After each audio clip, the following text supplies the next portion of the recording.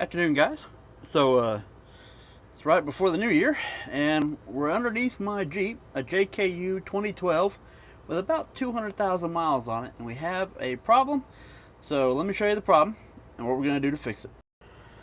So this right here is the muffler. Now this is a toolbox that's in the back of the Jeep where you can store stuff. I keep a chain and whatnot in here, and this is a heat shield. Now my vehicle said has 200,000 miles on it, and this thing, probably due from metal fatigue, wore out the little pins that hold it. We can see them right here. They are welded on the bottom of the toolbox, and the pin itself is still intact, but the part of the heat shield is right there, and that leaves a problem because I can't easily get in there access, and I can't remove the muffler with the stuff that I have on hand to do it, but I have another option.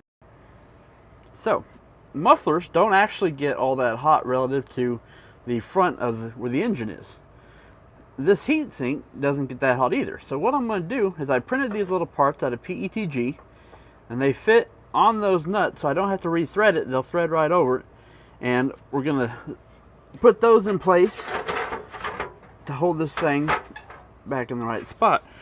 On either side of the heat shield, we're going to put these, which are the bottoms of a silicone cup, like for baking, just as one, an insulative layer, and two, for vibration dampening. And hopefully we'll be able to get, say, hell, 10 more years out of this thing. There we see the silicone part over the stud. Gotta do the other side. Alright, we got those in place. Now we just push this thing up over the right spot, put another set of these on, and put the little nuts on. There we are with the first two easy ones in place. Now we haven't tightened them up yet, and I don't remember if I mentioned it, but the reason they have that little spline on them is because the tool that we're using to tighten is a cobalt wrench made for all kinds of different bolt heads. So yeah, we'll put the others on and tighten her up. Okay, so we got them up there. They're a good firm hold on the bottom.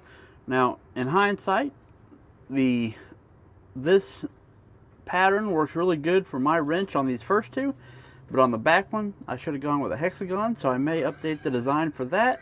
And the diameter is a little too big.